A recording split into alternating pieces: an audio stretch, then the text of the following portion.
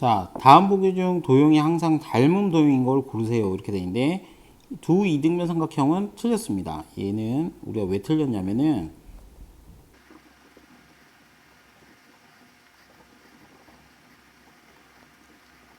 자, 이와 같이 이등변 삼각형 두 개가 있다라고 했을 때 항상이라는 거는 하나의 예외도 없다는 겁니다. 그러니까 얘가 뭐 항상 이렇게 이등변 삼각형 두 개를 임의로 줬을 때 얘가 항상 닮음이냐 이거죠. 아닐 수도 있다는 겁니다. 왜? 각이 이렇게 틀릴 경우에는 우리가 이제 대응각이 틀릴 경우에는 우리가 이제 닮음이라고 하진 않잖아요. 그죠? 그래서 꼭지각이 다른 경우에는 이등변 삼각형에서 항상 닮음이라 볼 수가 없다라고 보겠고요. 두 직각 삼각형도 틀렸습니다. 왜 그러냐면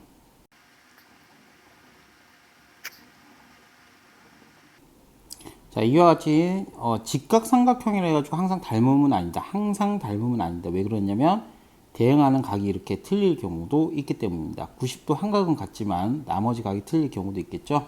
그 다음에 정사각형 같은 경우에는 정다각형으로서 우리가 얘는 항상 닮음이다. 정다각형은 항상 닮음입니다. 그 다음에 원뿔은요 또 아닙니다. 왜 그러냐면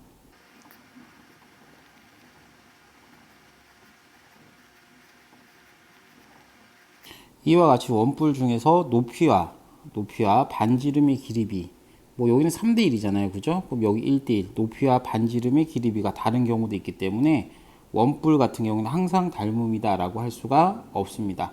그 다음에 구는 항상 닮음이라 볼 수 있고요. 그 다음에 사각 뿔 때는 어떻게 생겼냐면 이와 같이 사각 뿔이 잘린 형태다라고 이렇게 보시면 됩니다. 뿔이 잘린 형태다라고 보시면 됩니다. 근데 이제 사각 뿔 때 역시도 항상 닮음이라 볼 수 없습니다. 왜 그러냐면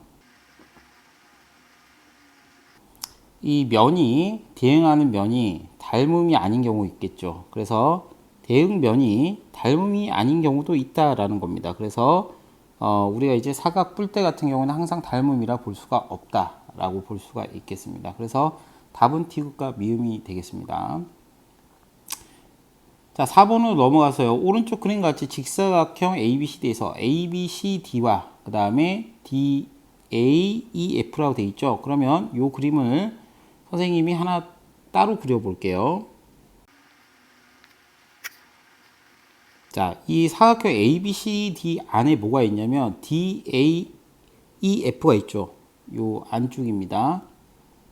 DAEF 요 녀석입니다. 요 녀석이 지금 닮았다라고 되어 있죠. 그래서 요 녀석을 옆에다 한번 더 그려볼게요. 자, 이런 식으로 따로 그렸습니다. 자, 그때 길이들을 이렇게 적어주게 되면 AD의 길이가 15고요. AB의 길이가 15다라고 적어주시고요. 그 다음에 여기서 알 수 있는 거는 뭐냐면은 자, AE의 길이를 구해야 되는데 AE의 길이를 모르니까 여기를 X라 잡읍시다.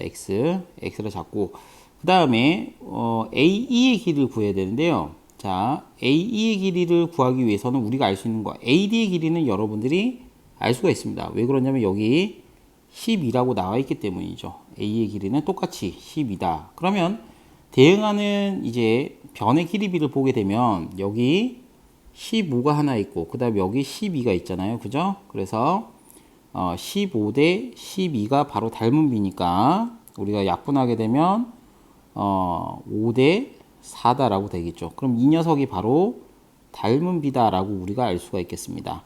그럼 닮은 비가 5 대 4니까 자 BC의 길이도 여전히 10입니다. 왜냐하면 이게 직사각형이라서 그렇죠. 위와 아래의 변의 길이는 같습니다. 그러면 12대 x는 몇 대 몇일까요? 5 대 4다. 이거 순서 안 바뀌게 잘 하셔야 됩니다. 왜 그러냐면 5 대 4라는 건 큰 거 작은 거 이렇게 돼 있죠. 그러면 12대 x도 큰 거 작은 거 이런 순으로 가기 때문에 이 비교하실 때 순서가 바뀌면 안 되기 때문에 정확하게 비교해 주시면 되겠습니다. 그래서 내항끼리 곱하면 5x는 외항끼리 곱하면 48이니까 외항은 12 곱하기 4죠. 그래서 x는 5분의 얼마다? 48이다 라고 할 수가 있겠습니다. 자, 그래서 답은 5분의 48. 근데 여기서 이제 여러분들이 왜 선생님이 이걸 두 개를 따로 그릴까라고 이제 보이실 텐데 뭐 이 지문을 보고 바로 이해가 되는 친구들 같은 경우에는 따로 그릴 필요가 없지만 이해가 잘 안 되는 친구 같은 경우 옆에다 이렇게 선생님처럼 똑같이 모양을 닮은 도형을 두 개를 따로따로 그리는 게 훨씬 더 한눈에 들어오기가 쉽습니다. 그래서 문제 푸실 때는 도형 안에 도형이 이렇게 닮음이 있을 때, 도형 안에 도형이 닮은 도형이 있을 때는 반드시 분리해서 이렇게 그려주시는 게 훨씬 더 알기 쉽지 않을까라고 해서 이렇게 설명을 드렸습니다. 자, 나머지 문제는 여러분들이 풀어보셔도 충분히 풀 수 있을 것 같으니까요. 한번 도전해 보시기 바랍니다.